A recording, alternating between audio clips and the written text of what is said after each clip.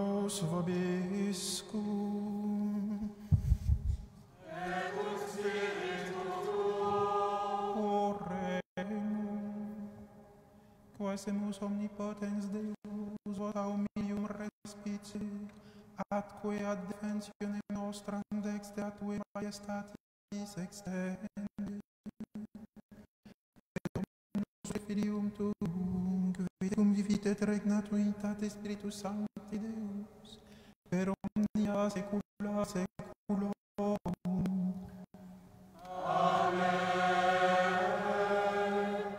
Lectio Epistolae Beati Pauli Apostoli ad Ephesios.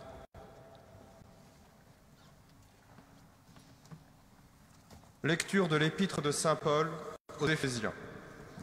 Frères, soyez imitateurs de Dieu comme des enfants bien-aimés et marchez dans la voie de la charité comme le Christ, qui nous a aimés et s'est livré pour nous en oblation et en sacrifice d'agréable odeur offerte à Dieu. Quant à la débauche, à l'impureté sous toutes ses formes ou à la convoitise, qu'il n'en soit pas même question parmi vous, ainsi qu'il convient à des saints, qu'il n'y ait point de grossièreté, de sottise ou de bouffonnerie, toutes choses inconvenantes, mais plutôt l'action de grâce. Car sachez-le bien, ni le débauché, ni l'impur, ni le cupide, ce serviteur d'idole, n'aura sa part dans le royaume du Christ et de Dieu. Que nul ne vous égare par des paroles creuses. C'est bien pour de telles choses que Dieu fait tomber sa colère sur ceux qui lui résistent. Ne vous faites donc pas leurs complices. Vous étiez jadis ténèbres, et vous êtes à présent lumière dans le Seigneur. Marchez en enfants de lumière, car le fruit de la lumière consiste en toute bonté, justice et vérité. Deo gratias.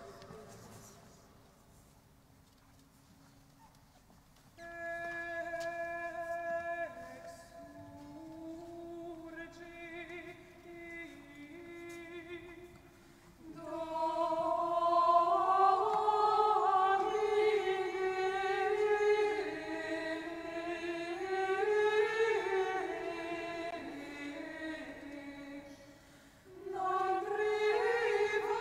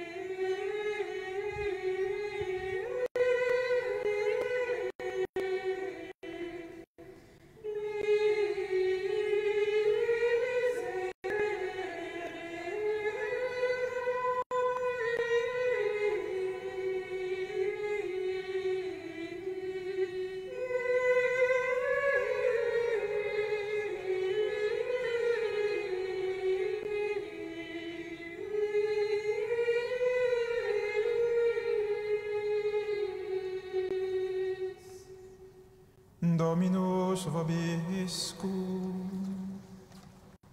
Et cum spiritu tuo. Sequentia Sancti Evangelii secundum Lucam.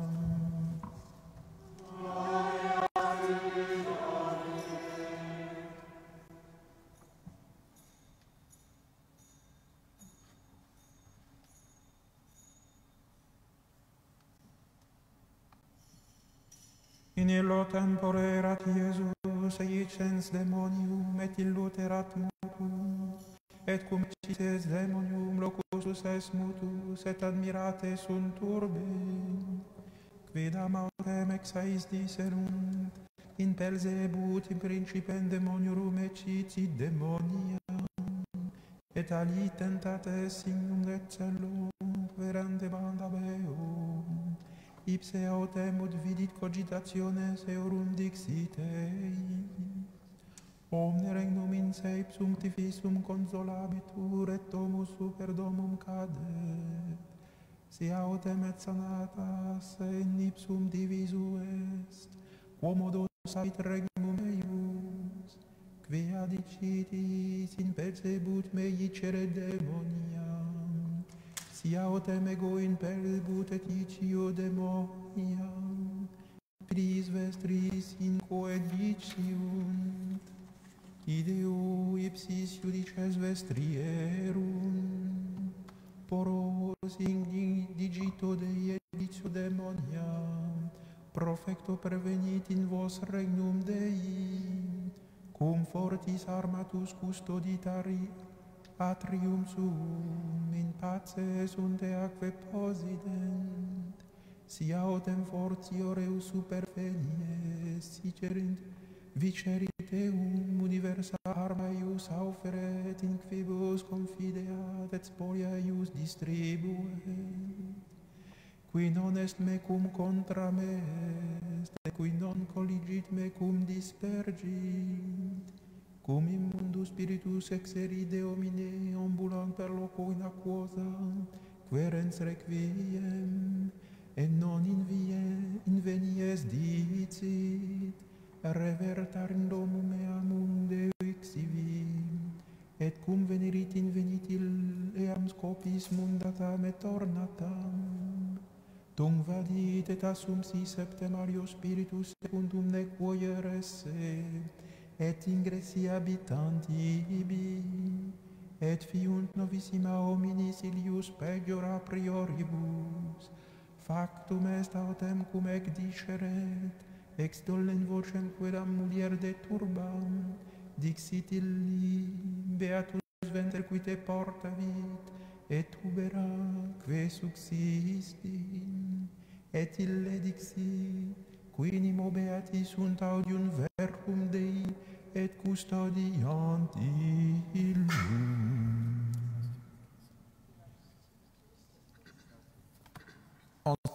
En ce temps-là, Jésus chassait un démon, et c'était un démon muet.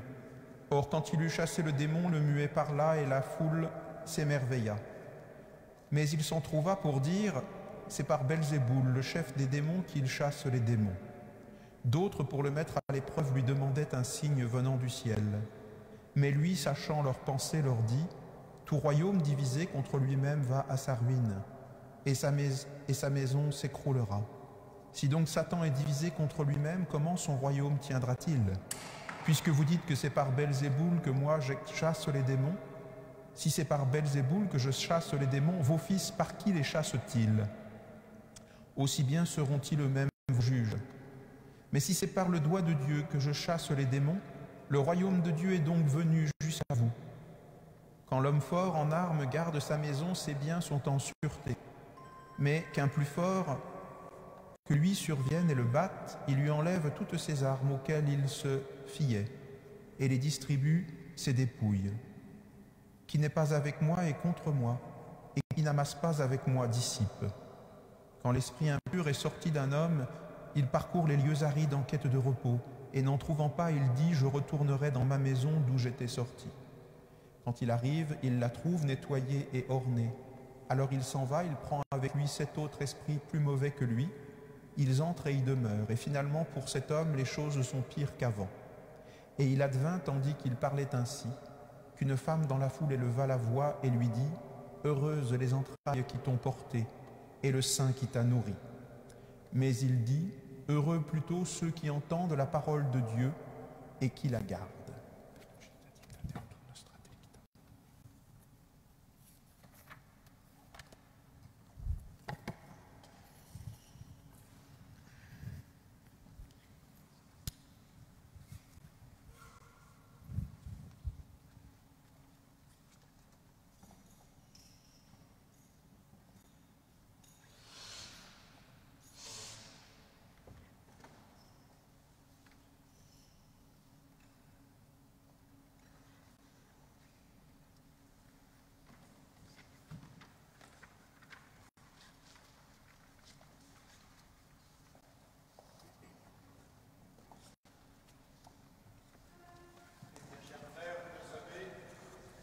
Il ne nous est pas possible de célébrer publiquement les messes, voilà pourquoi les portes de cette église sont fermées. Je vous parle à travers les ondes pour ceux qui ont la chance de pouvoir suivre sur Facebook cette messe, qui est célébrée pour le peuple de Dieu, comme c'est la mission des prêtres, mission essentielle, celle qui nous reste aujourd'hui. Et il nous faut prier pour notre paroisse, nos fidèles, et puis ceux à qui nous pourrions apporter le salut par cette prière. Au nom du Père, et du Fils, et du Saint-Esprit. Mais bien, chers frères, le combat du carême qui est évoqué ici dans l'Écriture est bien notre combat. Un combat ô combien actuel. Si je veux, pour ceux qui ne nous écouteront pas, nous verrons pas, il faut qu'on puisse m'entendre, donc je vais enregistrer. Le combat du carême de ce 3e dimanche se révèle à nous dans, j'ose dire, sa splendeur, c'est-à-dire sa dureté. Nous ne pensions pas, en commençant ce carême, avoir de si durs combats à mener. Eh bien voilà, nous sommes entrés avec le Christ dans ce combat. C'est une lutte contre le mal et nous en avons des armes. Voyons d'abord cette lutte. Cette lutte, me direz-vous, est-elle spirituelle? Est-elle matérielle? Bien entendu, l'esprit de l'homme qui toujours va vers son dualisme destructeur pourrait penser que c'est ou l'un ou l'autre. Non, notre combat contre le mal, il est spirituel et il est matériel. L'ordre de ce monde, qui s'appelle l'ordre naturel, a sa réalité propre, son autonomie. Il faut le respecter. Il faut le respecter et ne pas immédiatement, par une espèce de surnaturalisme déviant, croire que parce qu'on a la foi, parce qu'on va prier, alors tout va s'arranger. Non. L'action de Dieu, qui est une création, se donne à travers la nature qui est sienne. Et vous le savez, pour nourrir un enfant, il ne suffit pas de prier Mary Poppins. Il faut faire des courses et le nourrir. Le bienheureux lait qui nourrit l'enfant ne vient pas de nulle part, il vient du sein de sa mère. Voilà pourquoi il nous faut respecter l'ordre naturel dans sa dureté et ne pas croire que par un coup de baguette magique, nous en serions affranchis. Mais attention, il serait tout aussi désastreux d'oublier que cet ordre naturel est ordonné à Dieu et que donc il sort de l'Esprit de Dieu, que c'est par un mouvement spirituel que toute matière est venue. Voilà pourquoi nous devons redoubler de prière.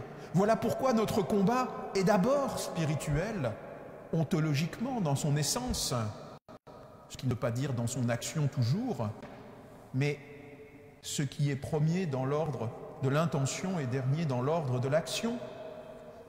Et oui, il nous faut agir et nous en remettre à Dieu, c'est tout un. Voilà ce combat contre le mal, qu'il soit ce combat contre l'épidémie qui frappe notre pays et l'ensemble des pays du monde, peu ou prou, qu'il soit ce mal intérieur qui ronge mon âme. La méthode est toujours la même, porter l'ordre naturel, le réordonner par une action saine et une prière qui va lui faire toucher Dieu. Ce mal, dont le mystère se révèle à nous dans sa cruauté aujourd'hui, il est une privation d'être. Comment ne pas voir que le mal est une pure privation? Privation des messes pour le peuple de Dieu, privation de notre rencontre qui nous permet de nous fortifier les uns les autres, privation de soins, privation de vie. Le mal et son cortège de malheurs n'est jamais que négatif, il n'est jamais qu'une privation de bonheur, de bonté et d'être. Il nous faut donc nous établir dans ce bien, le solliciter et le faire, ce bien qui est une recréation. Il ne faut pas perdre l'espérance devant l'agitation du monde et la peur qui s'empare de tous, à très juste titre humainement. Il nous faut proclamer l'espérance chrétienne que la recréation du monde est possible, que sa reformation dans le bien est promise dans l'être même du monde, parce qu'il existe, parce qu'il est soutenu dans l'être, parce qu'il est appelé à vivre. La bonne nouvelle, mes bien chers frères, c'est qu'il n'y a pas de bien sinon en Dieu. Tout bien réalisé concourt du bien qui est Dieu, et chaque action bonne que vous engagerez vous inscrira en lui. Voilà pour cette lutte contre le mal. Les armes, c'est d'une simplicité déconcertante pour nous qui sommes entrés dans ce carême. Nous les connaissons depuis le début. La pénitence, la charité, la prière. Bien sûr, nous avons entendu ces conseils au mercredi saint, peut-être insouciants, peut-être non pas insouciants spirituellement, conscients de notre devoir de nous lancer dans cette bagarre spirituelle. Voilà que ces armes prennent toute leur valeur et leur puissance.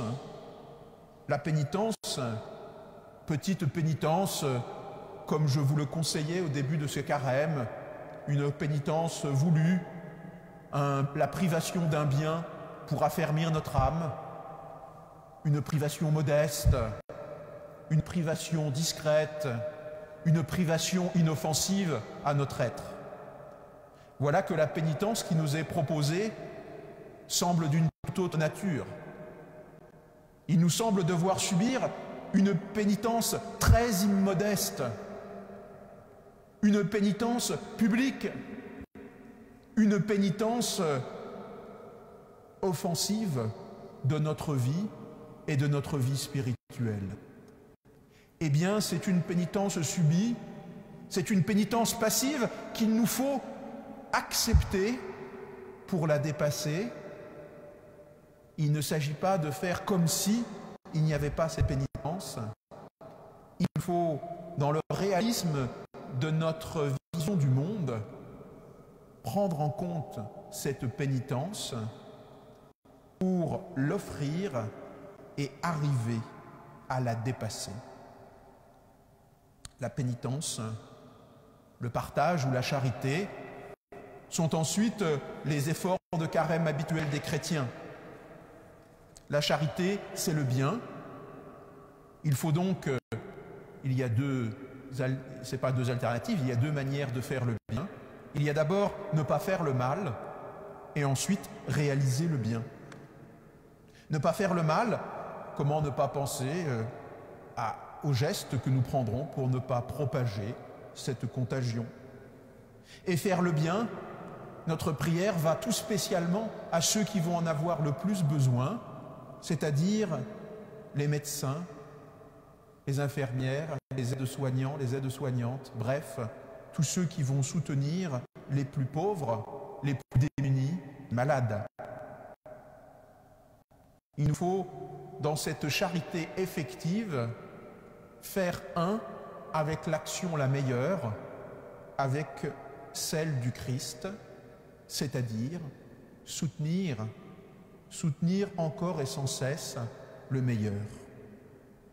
Enfin, la prière qui semble nous être arrachée notre prière publique, la liturgie, célébrée ici à huis clos, il nous faut nous appuyer sur le Verbe de Dieu qui est notre Sauveur. Alors, vous aurez la force de traverser toute épreuve. Ce Verbe de Dieu, je vous recommande, pour ceux qui seront confinés trop longtemps, la lecture, si vous l'avez dans votre bibliothèque, de Verbum Domini, une exhortation apostolique sur le Verbe divin qui a une petite dizaine d'années. Ce Verbe divin nous est donné dans la proclamation de l'Écriture sainte, et nous venons de l'entendre. Cette parole est vivante parce que c'est le Christ lui-même, c'est lui qui nous fait vivre. Il vous faut lire et relire, méditer cette parole, la mendiquer, la manger comme disent les pères de l'Église. Va, prends, lis et mange. Cette parole qui est censée nous faire vivre, qui est source de vie.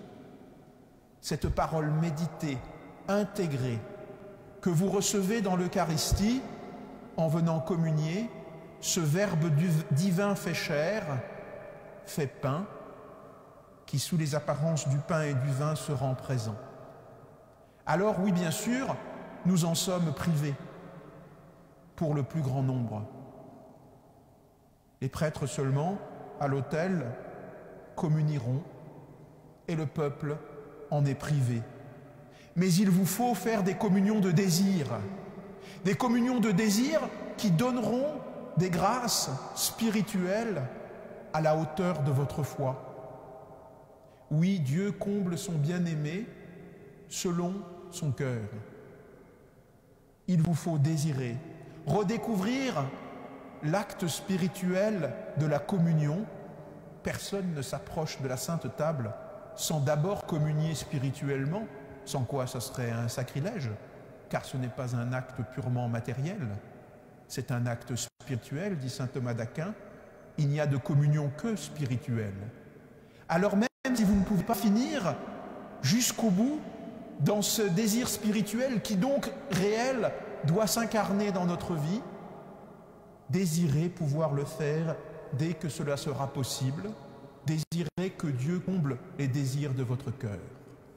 Ce faisant, et spécialement le dimanche, où nous sommes tenus de ce que nous appelons l'obligation dominicale, c'est-à-dire de sanctifier le jour du Seigneur, ce faisant, en lisant l'Écriture sainte, en la méditant, en l'intégrant profondément à nous et à notre vie, et en désirant profondément cette communion avec Dieu, vous sanctifierez le dimanche autant que vous le pourrez, en participant de cette communion avec Dieu.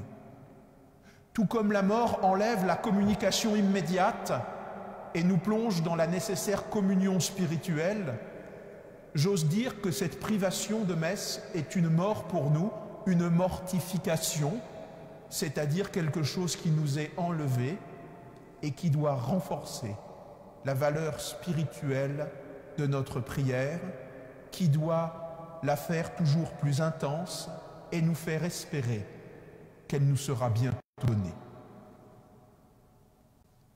Prions, mes frères, prions les uns pour les autres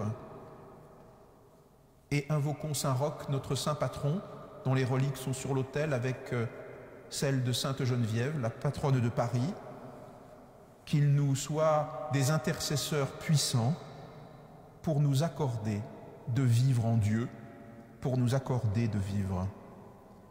Saint Roch, vous avez soigné avec tant de générosité, de charité, les malades atteints de la peste. Dieu vous a accordé plusieurs fois de guérir par le signe de la croix des malades considérés comme perdus. Avec grande confiance, nous nous adressons à vous et nous vous supplions. Intercédez auprès du Seigneur pour nous obtenir amélioration, guérison, si Dieu le permet, dans les maladies graves. Préservez-nous des épidémies, secourez-nous dans les maladies du corps, mais aussi de l'âme. Avec grande confiance, nous vous prions de nous protéger de la foudre dans les orages et de tout mal. Saint Roch, priez pour nous. Cœur sacré de Jésus, j'ai confiance en vous. Cœur douloureux et immaculé de Marie, priez pour nous. Ainsi soit-il.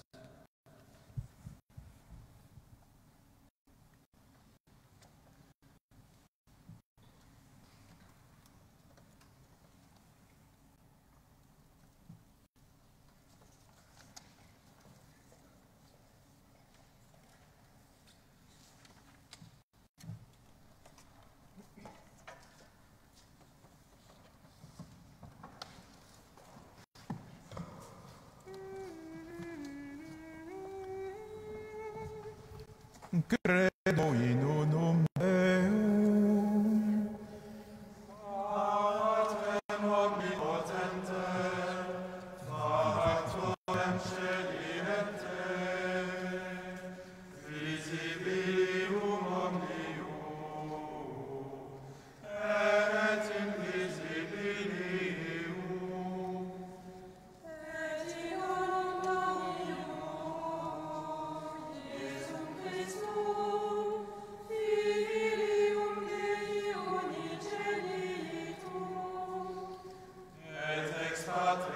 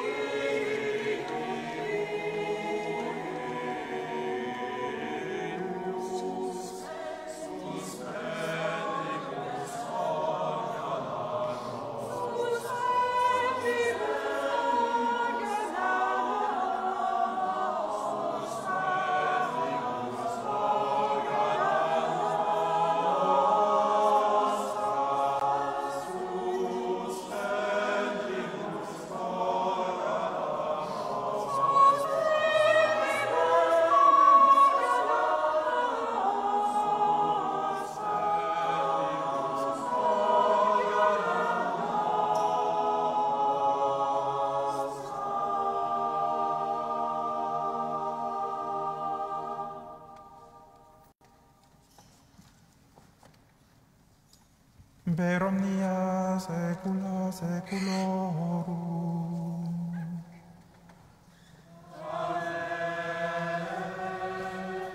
Dominus vobiscum.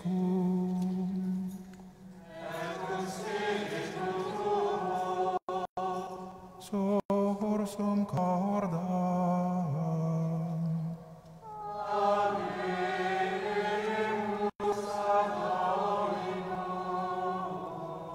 Gratias agamus Domino Deo nostro.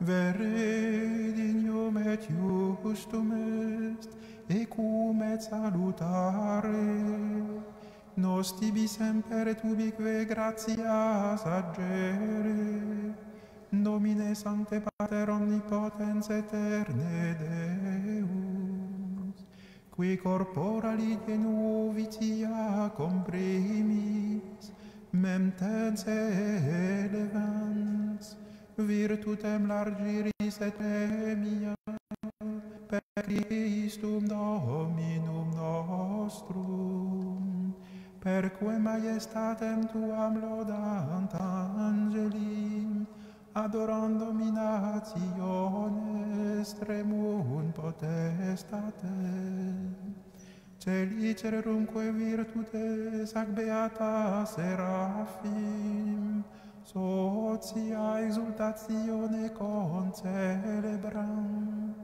cum quibus et nostras voces ud admiti iubeas deprecamur, supplici confessione dicente.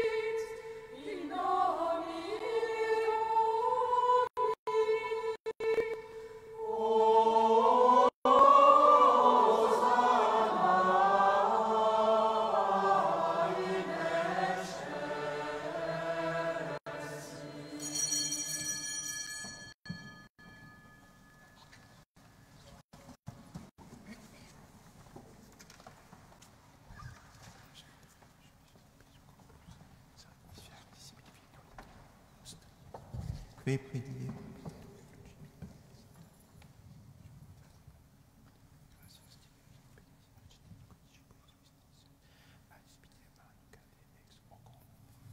Ô Christ.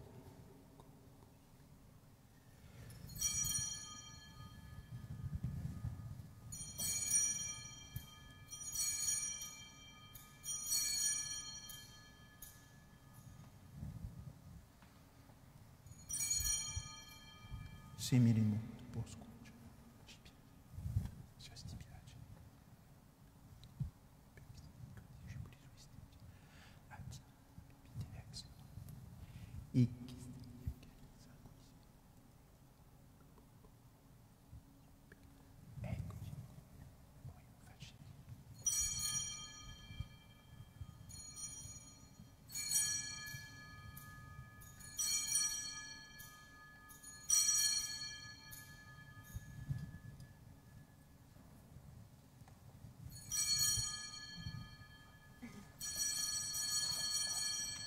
Unde et meo est.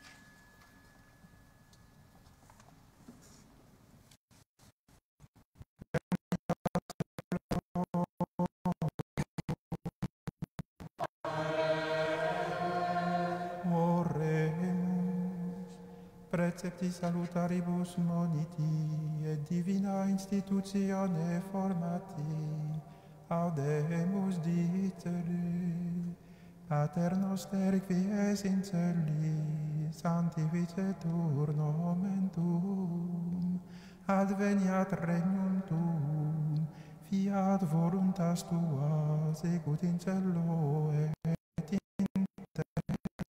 Panem nostrum quotidianum via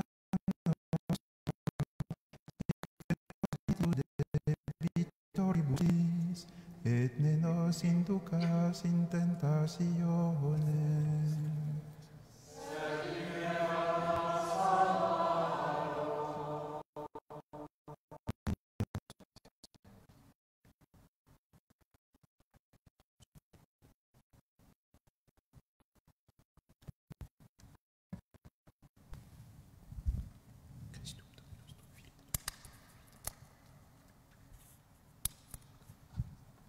per omnia saecula saecula.